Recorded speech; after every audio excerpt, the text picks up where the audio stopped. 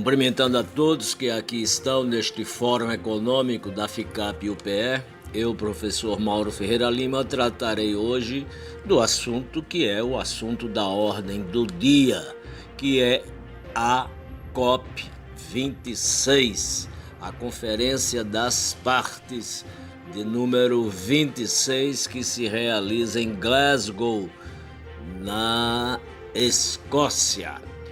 É pena que o Brasil não tenha feito se representar oficialmente logo no início desta COP26.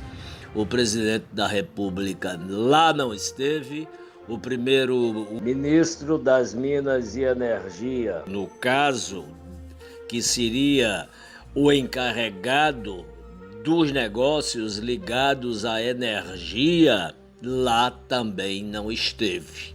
E tampouco esteve o vice-presidente que tem a responsabilidade de cuidar do que existe de florestas ainda no espaço do estado do Amazonas, que é onde se concentra grande parte da floresta amazônica sul-americana.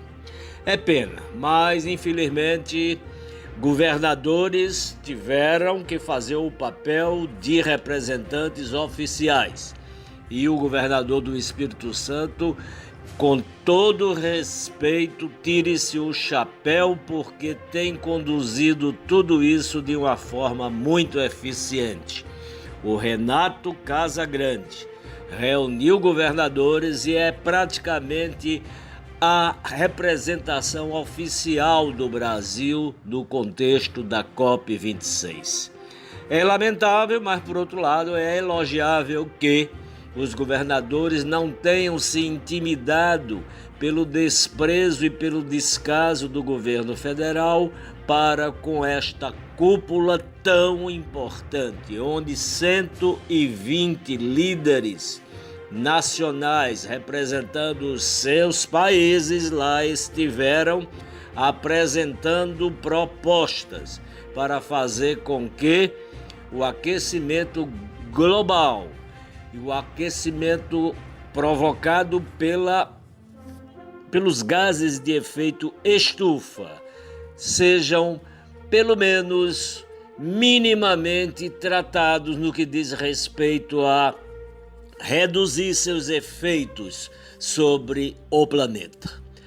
Previa-se que até o final desse século teríamos problemas sérios com este aquecimento global, que agora virou emergência global. O fato é que houve uma antecipação dos fatos climáticos e nós já estamos antevendo para 2050 uma situação à beira do caos, caso não sejam tomadas as providências devidas mínimas que têm que ser tomadas para reduzir os efeitos do avanço do mar sobre as cidades litorâneas mais importantes do globo. O Recife é a 16ª cidade global que terá pela frente problemas seríssimos se o avanço do mar chegar a 50 centímetros. A sua elevação nesse patamar fará com que Recife fique numa situação extremamente difícil para continuar a ser habitável. Infelizmente, é essa a realidade que está se aproximando, caso o descaso continue a acontecer. O governo brasileiro, depois que não esteve presente na abertura, se fez presente com propostas recentes, mas são propostas que, pela falta de credibilidade do Brasil internacionalmente, não são levadas muito a sério. Há uma proposta para a redução no desmatamento na região amazônica até 2030, reduzindo-se a um patamar de 30% o que existe de desmatamento absurdo e ilegal. A outra proposta, que diz respeito ao gás metano, que é extremamente perigoso, danoso para o equilíbrio do sistema climático universal, nacional, no caso, a gente é bem atingido por isto. Este gás metano, ele tem uma origem que nós diríamos curiosa, porque vem da região, sobretudo, maior produtora de agronegócio no Brasil, que é exatamente a região situada na fronteira com os Andes, com os países andinos, Mato Grosso do Sul, a região planaltina. É aquele conjunto que representa hoje 23% do PIB do Brasil através do agronegócio. Mas o boi, quando defeca, o boi, quando arrota, isto vira metano, extremamente complicado, como eu já disse anteriormente, danoso e agressivo ao meio ambiente. O governo federal, através dessas propostas jogadas lá na COP26, disse que vai tratar do assunto com mais atenção e pontualmente vai propor uma redução. Só que, para se lidar com este problema, há que se mexer no agronegócio ou se ter rapidamente um incremento de produtividade com modificação do todo o esquema de alimentação desse gado que é responsável pelo metano jogado na natureza. É importante que se descubra, é importante que a ciência encontre uma solução para que a ração bovina não seja provocadora principal do gás metano expelido pela estrutura pecuária existente aqui no Brasil. Vamos aguardar que as soluções que serão apresentadas no que diz respeito para mitigar os efeitos desse avanço das mudanças climáticas tenham um fundo de verdade, de veracidade e de praticidade.